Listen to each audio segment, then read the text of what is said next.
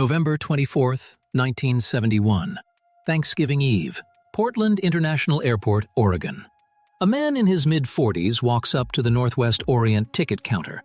Dark suit, white shirt, a clip-on tie, the kind nobody really wears to fly. He pays cash, gives a name, Dan Cooper. No ID required. This is 1971. He boards Flight 305 to Seattle. 40-minute hop. Row 18, seat C, window seat. He orders a bourbon and soda, tips the flight attendant, sits quietly. Nobody looks twice. Midway through the flight, he hands a note to flight attendant Florence Schaffner. She slides it into her purse, assumes it's a phone number. He leans over and says quietly, "Miss, you'd better look at that. I have a bomb." She reads it. His demands are straightforward. $200,000 in unmarked bills, 4 parachutes, a refueling aircraft waiting in Seattle. If any of this fails, he blows the plane. She walks to the cockpit. Captain William Scott radios ground control. Ground control calls the FBI. The FBI calls Northwest Orient Management. Management makes the call. Pay him. The plane circles Seattle while they scramble. Every bill photographed, every serial number logged. $200,000 in used $20 bills. Plus 4 parachutes, 2 military issue, 2 civilian. At 8 p.m., the plane lands. All passengers deplane. The crew stays. The money and parachutes are brought aboard. Cooper checks the bag. Satisfied.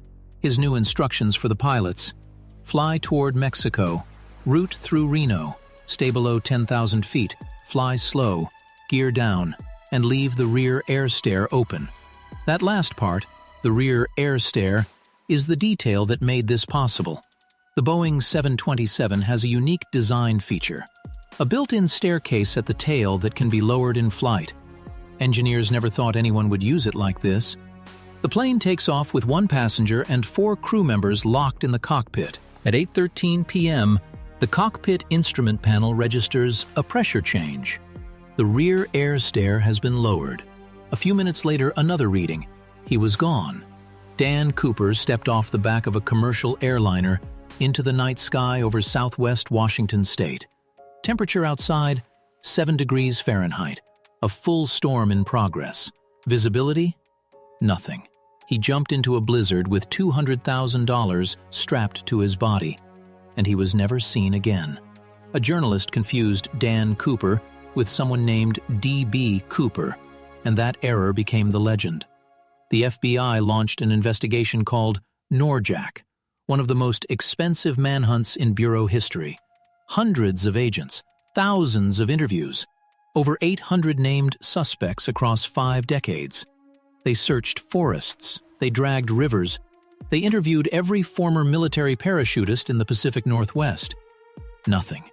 Not a trace, not a footprint, not a fiber. Then in February 1980, an 8-year-old boy named Brian Ingram was on a family camping trip along the Columbia River. He was digging in the sand when he found something. 3 bundles of rotting cash, held together by rubber bands. The serial numbers matched. D.B. Cooper's money. All $5,800 of it, out of the original $200,000. The rest was never found. The bills were still bundled exactly as the FBI had packed them. He hadn't even opened the bag. This either meant he went into the river and the current eventually deposited the money downstream, or he deliberately left some behind. Neither version has ever been confirmed. The suspect list reads like a crime novel. Dwayne Weber, a convicted felon whose wife claimed he whispered, "I am D.B. Cooper," on his deathbed. The FBI collected his DNA. It didn't match the DNA profile lifted from Cooper's clip-on tie, the only biological trace he left on the plane. Kenneth Christensen, a Northwest Orient employee whose own brother told a neighbor, before dying, that Ken was Cooper. Age, build, and background lined up in interesting ways. But Christensen died before anyone tested him. Richard Floyd McCoy committed a near-identical hijacking 4 months after Cooper, also jumping from a plane with a parachute. The FBI seriously considered him as the same man. then concluded the eyewitness descriptions were too different. Each suspect closed without charges. Each lead circled back to nothing. Here's what made survival unlikely. Of the 4 parachutes Cooper demanded, one of the military-issue chutes was a training dummy, non-functional. It had been sent by mistake.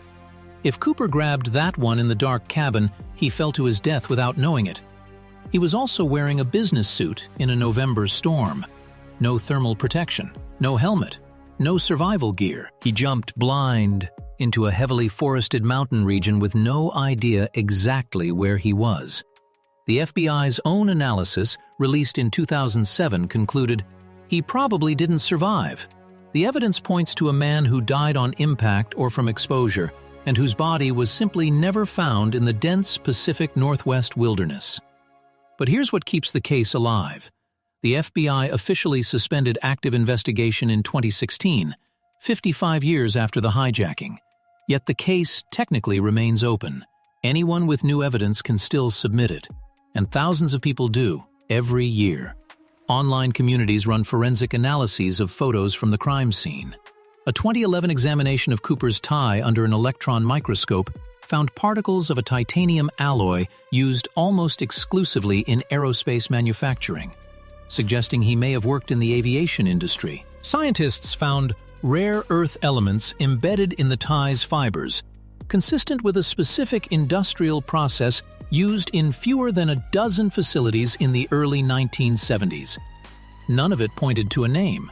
A separate team identified what appeared to be hand-cut nylon fibers from a military parachute on the tie, suggesting he prepared his own gear. Another analysis found pollen and soil particles matching the specific geography of the drop zone. Whoever this man was, he knew what he was doing. The preparation was meticulous. The execution was clean. The disappearance was total.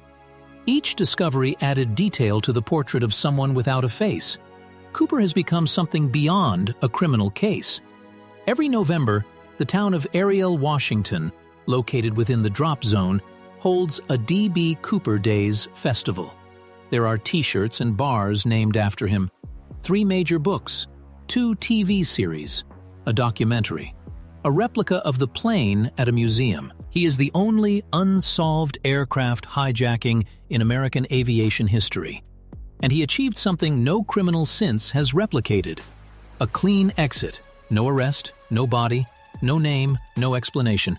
Just a man in a clip-on tie who ordered a bourbon, threatened a plane, collected a bag of cash, stepped off the back of a Boeing 727 at 10,000 feet, and disappeared so completely that the most powerful investigative agency on the planet spent half a century looking for him and found nothing.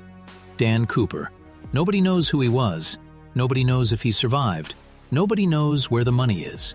He walked into an airport, walked onto a plane, and walked off the edge of the sky. That's all anyone knows for certain.